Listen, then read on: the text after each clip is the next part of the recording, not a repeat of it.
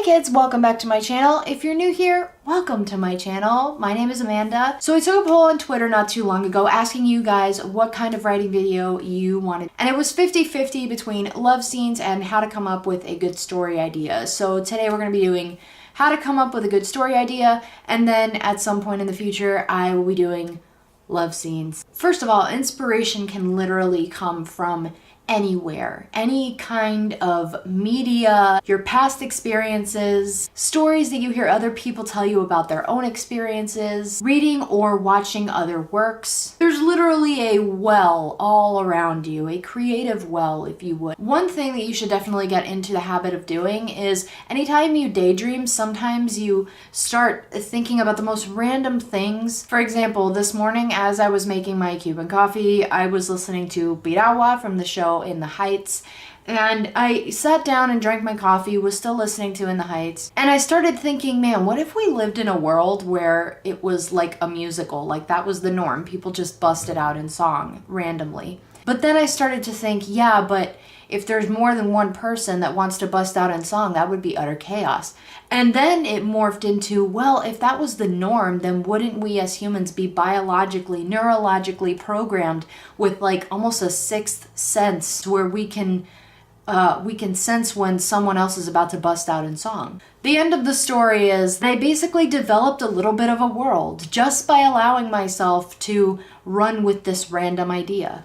Another great way to come up with a story idea is to take a story that has been done over and over and over and over and over and start poking holes, start asking questions.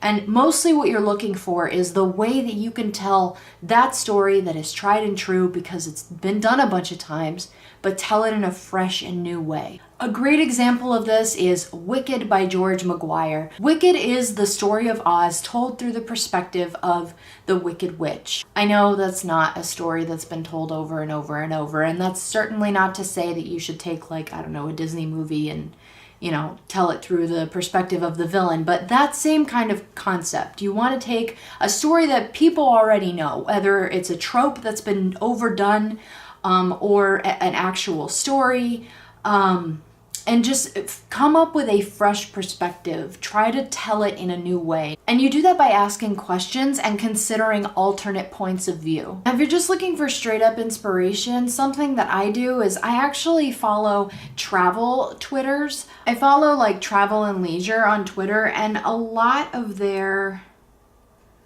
photos, this is from their Twitter, but a lot of their photos are actually quite, you know, inspirational. They're beautiful.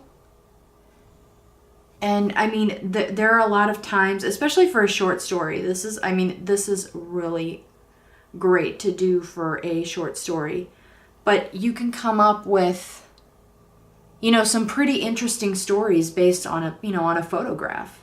This is gorgeous. Look at that. Another thing that I like to do is I follow like the New York Times, the Washington Post. I follow them because I enjoy their articles, but I also follow them because sometimes, every once in a blue, they'll post an article and it'll inspire an idea for me. Having said that, I am not suggesting that you pull a Law and Order and start ripping from headlines, but reading newspapers, checking out what's going on in the world can inspire ideas. Another great thing to do is kind of a little bit of a given, but listen to music.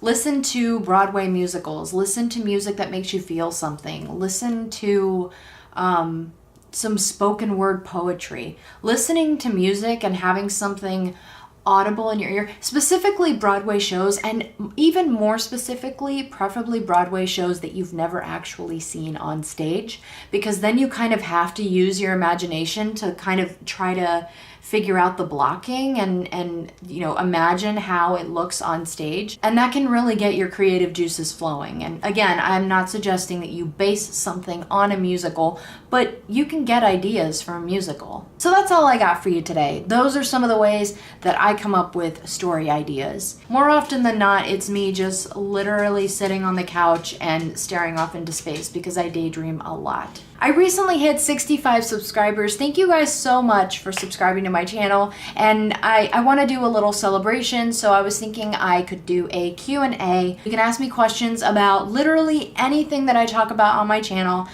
You can ask me about my work in progress, you can ask me a writing question, you can ask me about movies, TV shows, literally anything. You can leave your questions below in the comments, or you can tweet them at me. If you like the content today, please be sure to give me a thumbs up. Go ahead and hit that subscribe button.